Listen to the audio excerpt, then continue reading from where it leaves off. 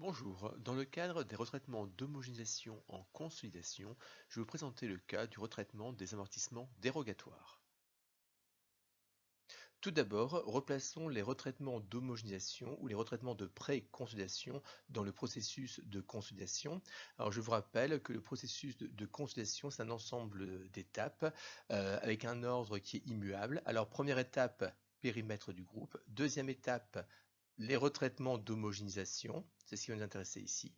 Puis derrière, cumul des comptes, ajustement des comptes, élimination des comptes réciproques, élimination des résultats internes, partage des capitaux propres et enfin établissement des états financiers consolidés. Très brièvement, pourquoi nous devons faire ces retraitements d'homogénéisation?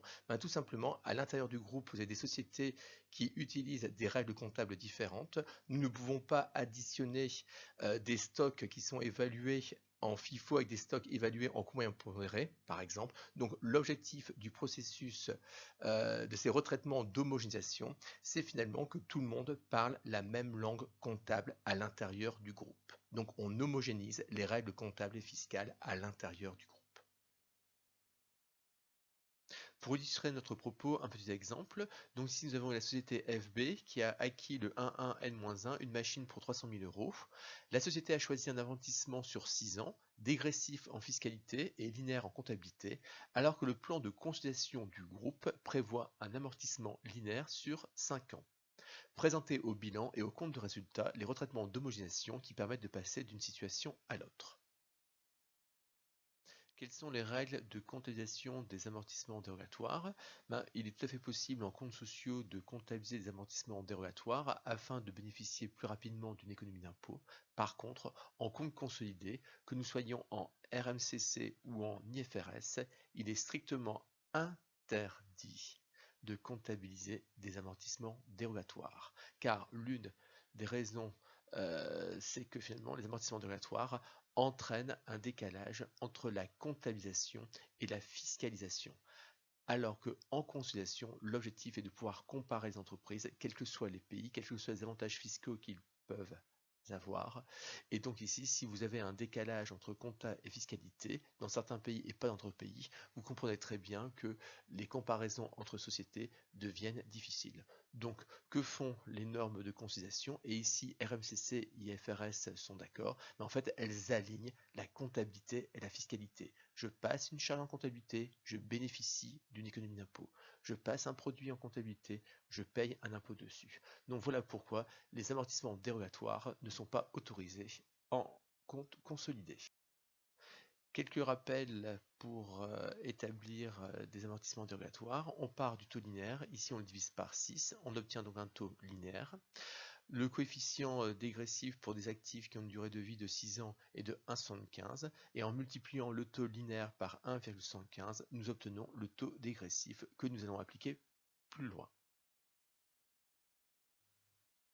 Voici le tableau synthétique des amortissements que vous devez, j'insiste bien, que vous devez savoir faire. Ce n'est pas un tableau que nous apprenons à faire en cours de consolidé, ça fait partie des prérequis. C'est un tableau que vous avez appris dans des cours précédents en comptabilité approfondie. Alors donc vous avez ici dans cette colonne l'amortissement dégressif. Vous avez ici l'amortissement qui est pratiqué dans les comptes sociaux. Cette colonne, c'est notre fameux amortissement dérogatoire. Quelle différence entre l'amortissement fiscal et l'amortissement pratiqué en comptes sociaux? Donc voilà, ça c'est pour notre amortissement sur 6 ans, qu'il soit dégressif ou qu'il soit linéaire.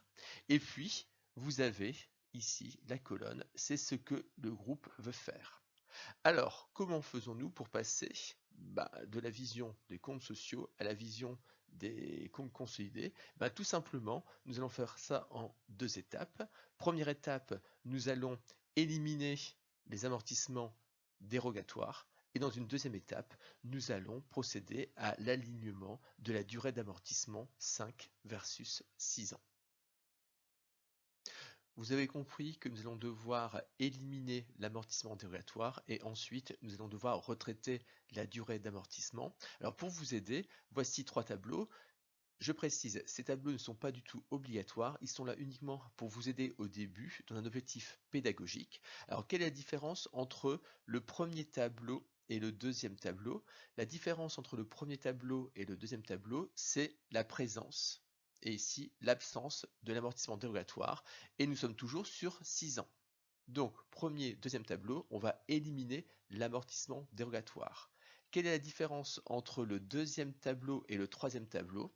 Eh bien, en fait, il n'y a plus d'amortissement dérogatoire. Par contre, nous passons d'une durée de 6 ans à une durée de 5 ans. Donc, retraitement de la durée d'amortissement. Donc, voilà un petit tableau qui peut vous aider dans un premier temps à réaliser vos écritures de retraitement. Premier retraitement, la suppression de l'amortissement dérogatoire. Alors ici, je vais vous le montrer directement à partir du tableau synthétique. Et donc, à la limite, on n'a même pas besoin du slide précédent pour faire cette écriture. Alors, dans le tableau synthétique, vous avez un total amortissement dérogatoire et vous savez que vous devez supprimer cet amortissement dérogatoire. Donc, qu'allez-vous faire? Vous allez tout simplement débiter le compte amortissement dérogatoire. Et vous savez très bien qu'un amortissement dérogatoire, son origine, ce sont des dotations aux provisions et des reprises. Et donc, ça a affecté résultat réserve. Vous avez juste à côté, dans cette colonne ici, le montant de l'amortissement dérogatoire qui a été pratiqué en N-1 et le montant de l'amortissement dérogatoire qui a été pratiqué en N. Qu'est-ce que vous faites? Vous supprimez cet amortissement dérogatoire qui est pratiqué et donc cela va entraîner une augmentation du résultat et des réserves. Comme vous touchez à résultat réserve, vous touchez automatiquement aux impôts différés et c'est tout à fait logique que nous ayons ici un impôt différé passif car n'oubliez pas quel est le but du jeu de l'amortissement dérogatoire, c'est de comptabiliser plus vite un amortissement pour avoir plus vite une économie d'impôt. Ici on supprime cet avantage fiscal donc automatiquement en début nous allons avoir un impôt différé passif. Je vous présente ici l'écriture de suppression de l'amortissement dérogatoire mais au niveau du compte de résultat. Vous savez que sur l'exercice N, nous avons fait une dotation aux amortissements dérogatoires pour 11 979,2. Nous allons tout simplement supprimer cette dotation. Donc suppression d'une dotation, ça fait le crédit par contrepartie, un résultat global au débit. Bien sûr, derrière, écriture d'impôt. Maintenant que l'amortissement dérogatoire est supprimé, nous allons tout simplement nous attaquer à la différence au niveau de la durée d'amortissement. Dans les comptes sociaux, j'ai une durée d'amortissement ici de 6 ans avec un montant d'amortissement annuel de 50 000, alors que dans les comptes consolidés, je vais avoir un montant d'amortissement de 60 000. Donc je vais avoir plus d'amortissement. Donc si je veux avoir plus d'amortissement en compte consolidé, je vais générer à la fin quoi? Un impôt différé actif. C'est parti pour la comptabilisation. Donc, nous avons acheté cet actif en N-1 et nous sommes au 31/12/N, donc il y a 2 ans. Donc, nous allons créditer le compte amortissement pour 20 000, donc nous augmentons le montant des amortissements et en contrepartie, nous allons diminuer le montant du résultat et des réserves pour 10 000. Dès lors que nous touchons un résultat réserve, dans 99% des cas, nous allons toucher au montant de l'impôt différé. Et ici, nous avons, comme ce qui était attendu, un impôt différé actif. Donc voilà, de façon très rapide, comment vous pouvez retraiter un amortissement dérogatoire. Et je vous conseille de le faire en 2 étapes. Une première étape, je supprime l'amortissement dérogatoire et dans une deuxième étape, je corrige la durée de l'amortissement. Bien sûr, vous pouvez très bien synthétiser ces 2 écritures en un seul jeu d'écriture.